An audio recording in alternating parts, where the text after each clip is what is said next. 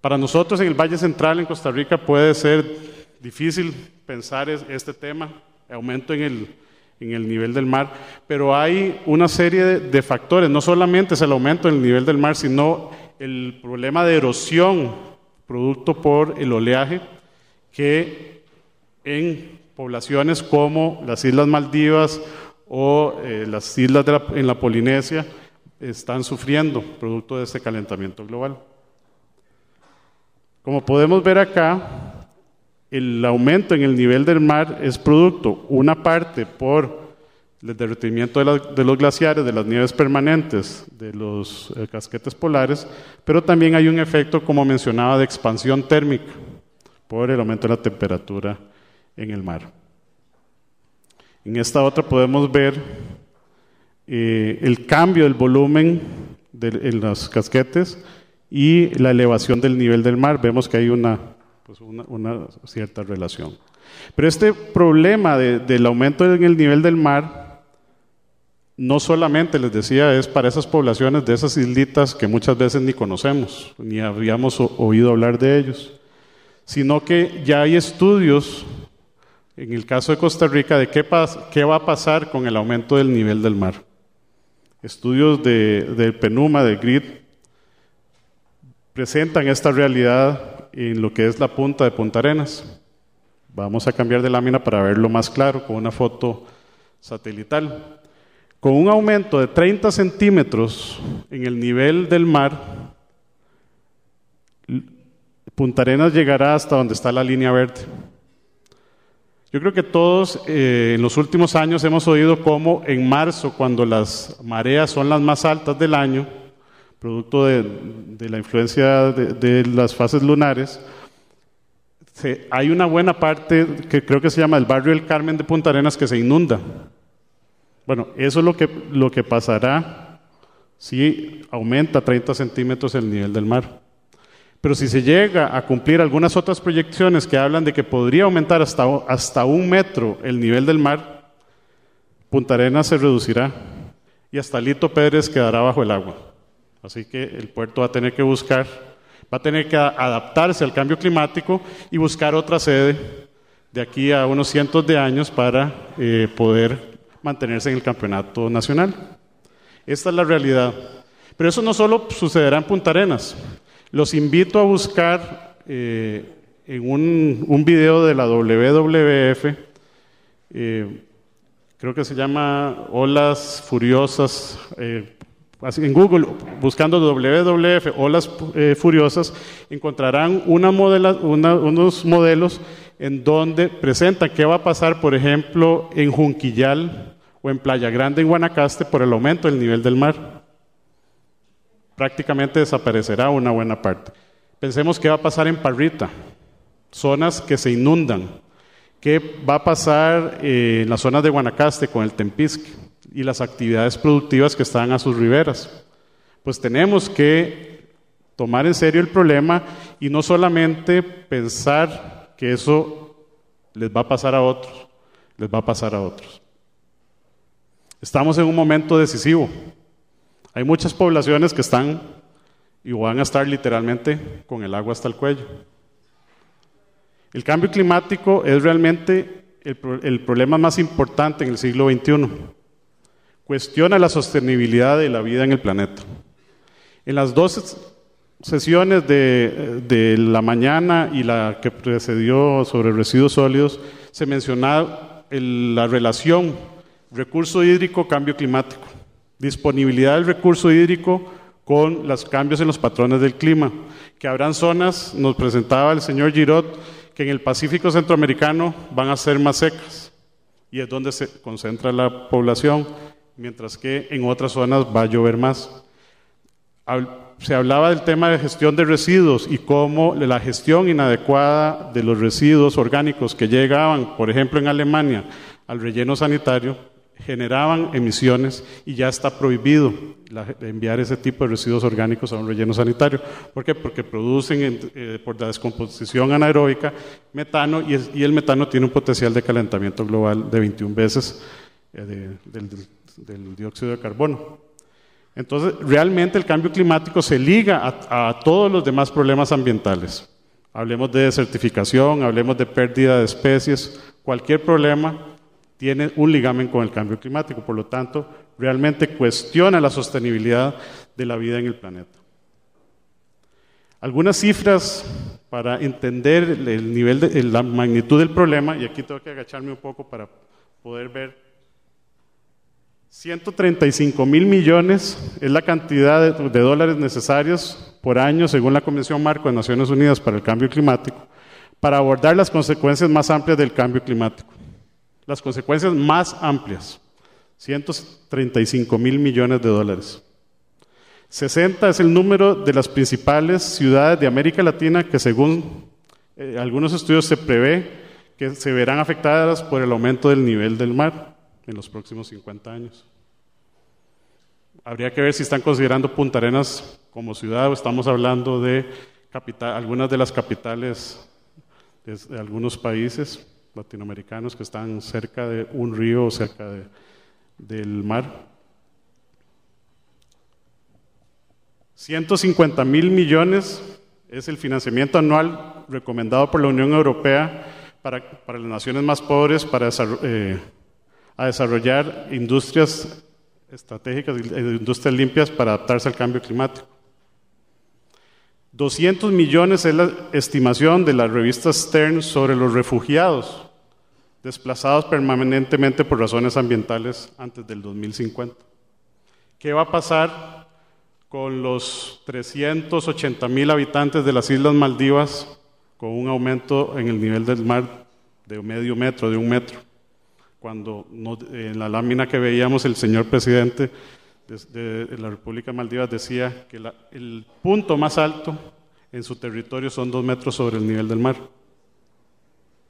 El Reino Unido, con 60 millones de habitantes, emite más CO2 que Egipto, Nigeria, Pakistán y Vietnam juntos, poblaciones de 472 millones de habitantes. El estado de Texas en los Estados Unidos, con 23 millones de habitantes, deja una huella ecológica más profunda, más grande que la África subsahariana, en donde viven 720 millones de personas. Los 19 millones de habitantes de Nueva York tienen una huella ecológica más profunda que los 766 millones de personas que viven en los 50 países menos adelantados del mundo. Pero ante esta situación, ¿qué podemos hacer? Nos dice el señor David Cameron, primer ministro del Reino Unido, que debemos convertirnos en promotores firmes del crecimiento verde y de las enormes oportunidades que ofrece un mercado bajo en carbono, un mercado de consumo bajo en carbono, cuyo valor ya asciende a 3.4 billones de libras esterlinas, 5.6 billones de dólares anualmente, y que según las proyecciones tiene una tasa de crecimiento del 4% anual. Entonces las oportunidades están en desarrollar ese tipo de industrias. Por la mañana nos decía don Alfio Piva de que se ha estado en conversaciones para que esta empresa que va a instalar una planta eólica en Cañas, diga, no solamente instalo una planta para generar electricidad, sino que me traigo una planta a Costa Rica para producir los generadores. Ese es el tipo de inversiones que en los mercados verdes se están generando.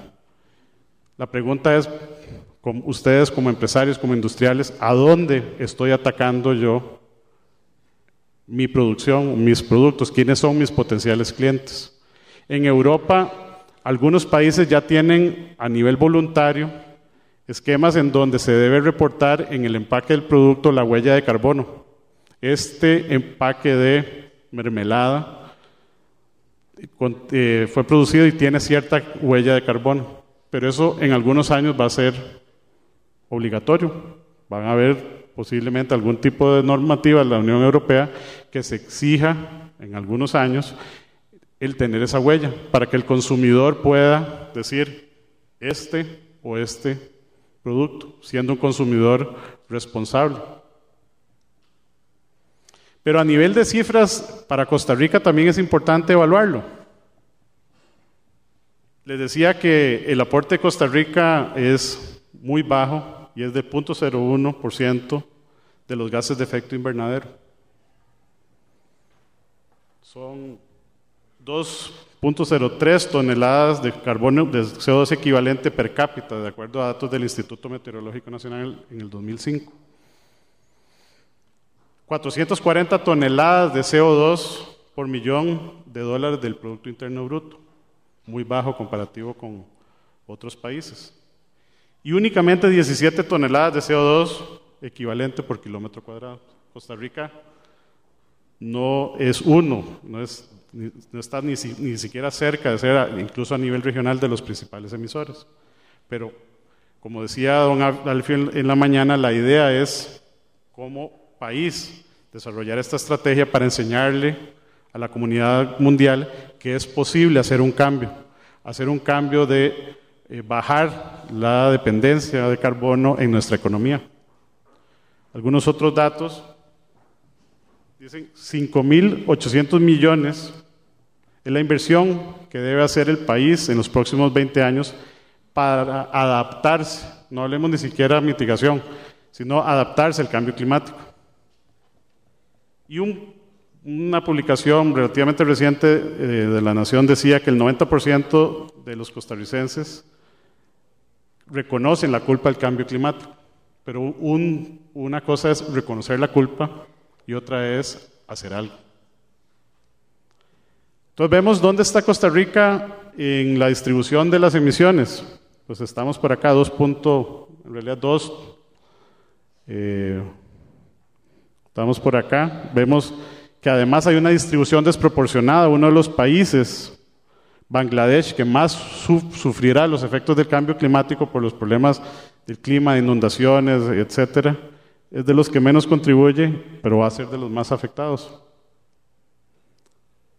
En cuanto a la contribución del sector industrial, pues el desarrollo industrial ha estado ligado al consumo de combustible desde la revolución industrial. Por lo tanto, está directamente relacionado al tema de cambio climático. En el caso de Costa Rica, su participación no es tan importante. Vemos que en el caso de Costa Rica, los procesos industriales pues, son relativamente más pequeños, o son más pequeños que el sector energía y transporte junto, que incluso el sector agrícola o el sector de ganadería. Pero, aún así, hay mucho que hacer. Hay mucho que hacer en bajar la intensidad de las emisiones, la intensidad energética, que para el sector ya está, son de alrededor de 1.5 millones de toneladas de CO2 equivalentes en el año 2008, estudio que realizó la Cámara de Industrias en la elaboración de su estrategia industrial, la estrategia sectorial de cambio climático. Y esta es la intensidad energética de la industria en Costa Rica, en toneladas de CO2 equivalente por cada $1.000 del Producto Interno Bruto Industrial. En el año 2008,